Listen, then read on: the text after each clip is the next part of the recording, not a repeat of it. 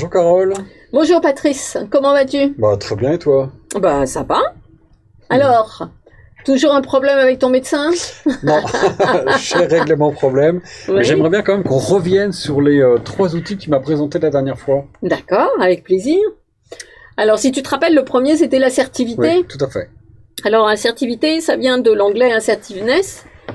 Et en fait, ça nous rappelle que, comme les animaux, on a 3 façons de réagir à une situation. Soit par la fuite, d'accord? C'est-à-dire, je vais plutôt me retirer, je vais plutôt essayer d'éviter les choses. La face paillasson. La face paillasson, tout à fait. D'accord. Ou alors, au contraire, j'attaque. Hein, et là, je vais avoir un vocabulaire agressif, peut-être une attitude même agressive vis-à-vis de l'autre. La phase hérisson. Eh oui. D'accord. Ou alors, je vais essayer de détourner un petit peu la situation en utilisant la manipulation. D'accord? Et donc, c'est la phase polisson. Eh oui. Alors, nous avons une autre façon de nous positionner, qui est la posture assertive. D'accord. Et là, qu'est-ce qu'elle dit, cette posture assertive? C'est-à-dire, en fait, elle va dire, j'ai des besoins, et j'ai besoin que ces besoins soient satisfaits si je veux pouvoir être à l'aise, me sentir bien, etc.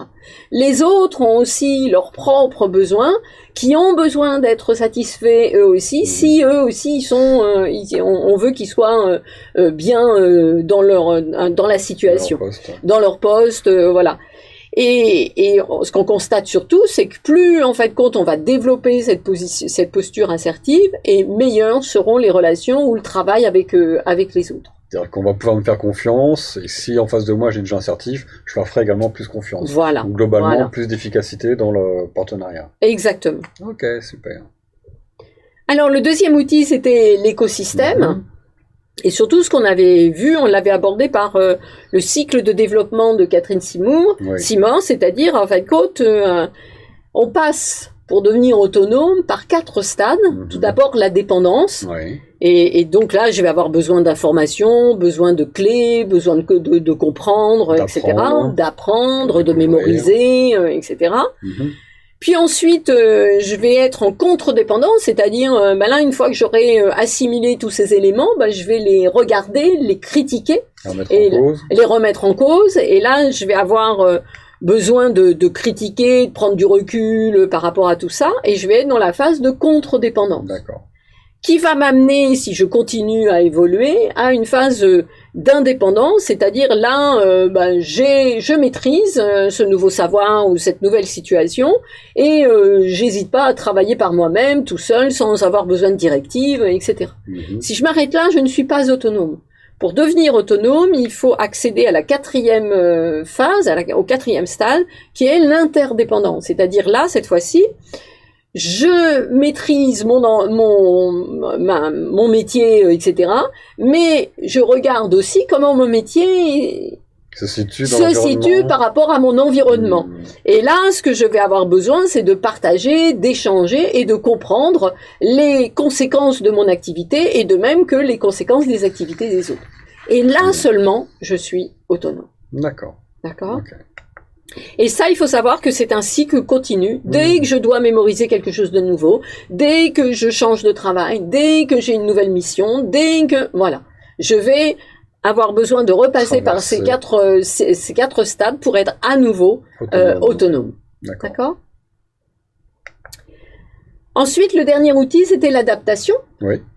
Et là, on s'était appuyé sur la courbe du changement, plus exactement la courbe du deuil de Kubler-Ross. Et qu'est-ce qu'elle dit, cette courbe? Elle dit que quand tout d'un coup on m'annonce quelque chose qui va avoir pour conséquence de changer une pratique ou de changer mon environnement, ou etc., la première chose, c'est le choc, et ma première réaction, ça va être d'être dans le déni, c'est-à-dire de dire, mais c'est pas possible, mais vous avez dû vous tromper, ça ne me concerne pas, voilà, je vous crois pas, etc. Okay.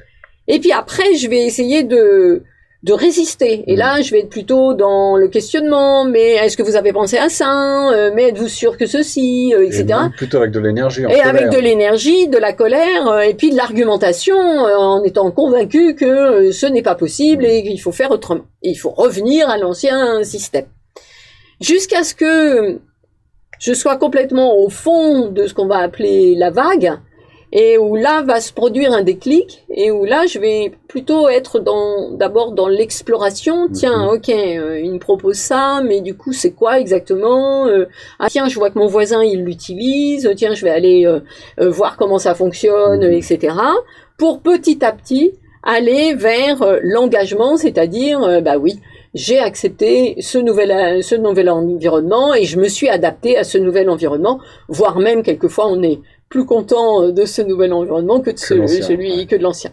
Et tu m'avais parlé du saut de Tarzan, c'est quoi? Alors voilà, le saut de Tarzan, c'est quand je passe du déni tout de suite à l'engagement. Et ça, il faut faire très attention. Parce qu'en fait, quand nous ne passons pas par la phase de résistance et d'exploration, eh ben, on loupe tout le questionnement, toutes les incertitudes, tous les doutes, etc. On part tête baissée. Et ça peut nous revenir en boomerang, c'est-à-dire après cet engagement, tout d'un coup avoir des moments de doute, d'interrogation, qui en fin de compte sont un peu tardifs et du coup nous mettent dans une situation très inconfortable. D'accord. Il peut rester encore de la colère qui n'aurait pas été évacuée. Exactement. Des phases de découverte et de curiosité qui n'ont pas été approfondies. Voilà, et qui du coup vont nous manquer à un moment dans notre engagement. Donc attention à vouloir quelquefois être trop dans allez j'y vais, je fonce, etc. Il faut quand même passer par ces phases, alors qu'on n'aime pas beaucoup parce que il y a une perte d'énergie qui est pas très confortable, mais qui sont nécessaires. Ok. Voilà. Alors, par rapport à ces 3 outils et surtout par rapport à la posture professionnelle, qu'est-ce que tu découvres ou qu'est-ce que tu comprends? Je comprends qu'on obéit à des cycles, que ce soit pour devenir assertif, que ce soit pour devenir autonome ou accepter un changement et s'engager dans un nouvel objectif ou un nouvel environnement.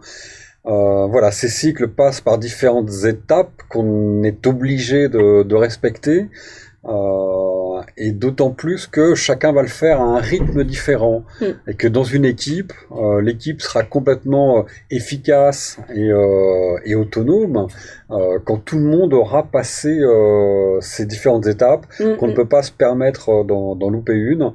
Et que ça peut expliquer qu'une équipe reste un peu, par moment, un peu en déséquilibre, parce que tout le monde n'a pas encore atteint le dernier stade. Voilà.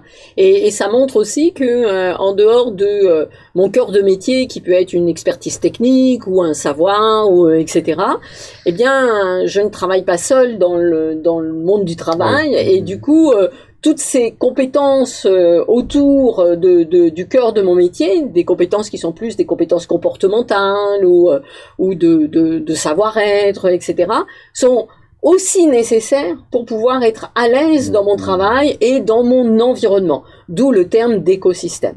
D'accord. Eh ben, écoute, merci beaucoup, Carole. C'est toujours un plaisir de discuter avec toi de ces différents sujets professionnels. J'espère te revoir bientôt. Eh ben, avec plaisir, Patrice. Eh ben, au revoir. Bonne continuation à toi. Merci bien, au revoir.